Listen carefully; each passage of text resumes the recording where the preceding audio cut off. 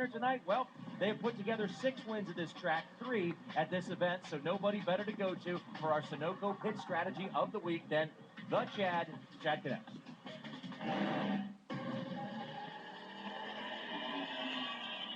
Well, as we know, preparation will definitely be the key this weekend. The drivers have to be prepared because they have to be physically fit, they have to be hydrated, and they have to be well rested to go 600 miles around Charlotte Motor Speedway. But from a team aspect, it's way more difficult. We're going to have to worry about going from the evening hours through dusk into the late night hours of nighttime here in Charlotte. So it's very, very difficult.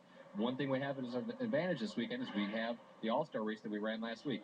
When that race ended is about the same time the 600 is going to end. So you're going to have a pretty good idea of what the track temperature and the track conditions are going to be like, as long as we don't get a huge temperature swing, which I don't think we're going to have. You go about 55 to maybe 58 laps on a Sunoco fuel run, but as we saw last week in the All-Star event, pit strategy is going to be crucial. A lot of guys taking 2 tires, a lot of guys taking 4 tires and coming from the back up towards the front.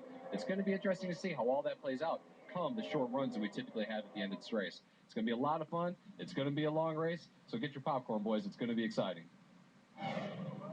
Hey, this race always exceeds expectations. It's a great place to see a first-time winner, but one guy who cannot be a first-time winner here is Casey Kane. He's won 3 times at this racetrack before, so what a better guy than Kane to take a lap around here with. Drivers, take your wheels. And Casey Kane is one of the best at running the high line. Here he is, right down on the white line, through turns 1 and 2, one of my favorite corners in all of auto racing. Down the back straightaway, Kyle. And remember how this racetrack used to be? You used to have to run right on the white line through 1 and 2 and up next to the wall in 3 and 4 to make any time. You see Earnhardt do it. You see everybody. But, you know, we've heard Jenny say it. You talked about it. And you were out here racing yesterday. You know more about it than I do. The point is the racetrack has changed so much. The grooves are all over the racetrack.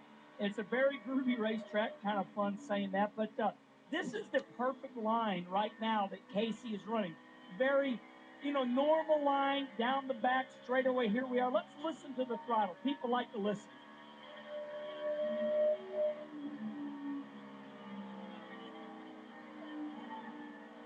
And the amazing part of it, listen to how long he's out of the gas. He's running good times, but listen to how long he's out of the gas.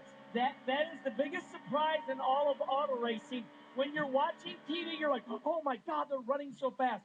These car motors are creating over 800 horsepower. Let off the gas. Don't use much brake and just roll, Johnny. Roll, baby. And true confession time. Usually sometimes when drivers get on the air, they'll say, oh, this is a great racetrack. I love it just because we're at a certain racetrack. Well, off the air, Kenny Wallace said, this is a great racetrack. I love it. So he's not fake. It is. You know what? I know we're having fun, but it is. People say, Kenny Wallace, what's your favorite racetrack? I always say the next one, but then I say I really like Charlotte. Yeah. And Hermie Sadler likes Charlotte a lot, too. He knows how to get around this place. What's happening, Hermie?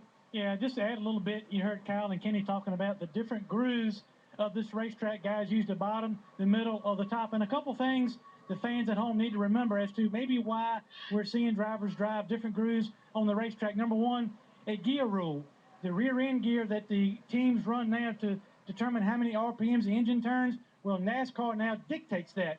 In years past, you could put as much gear in that car as you wanted to turn more RPM. So when you run the bottom of the racetrack, it's a shorter radius. You turn the steering wheel farther. You slow the car down more. You need more launch off the corner. Well, with the new gear rule, you don't have as much gear to launch you off the corner. So therefore, you run a higher groove around the top of the racetrack to keep your momentum up and keep the RPMs up. And another theory some of the drivers will, believe a little bit with this car.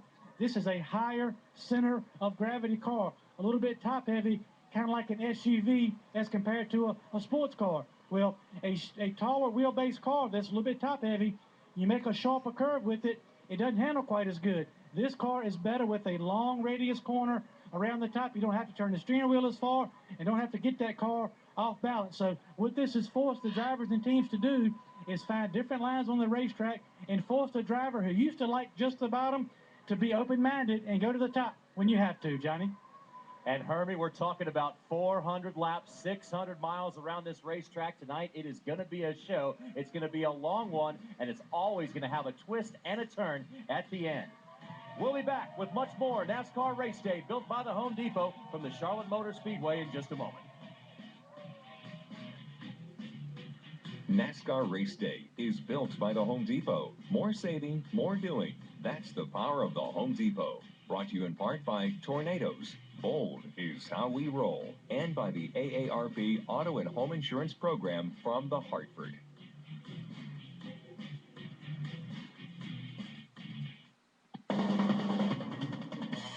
Here's to getting a weekend project done in record time.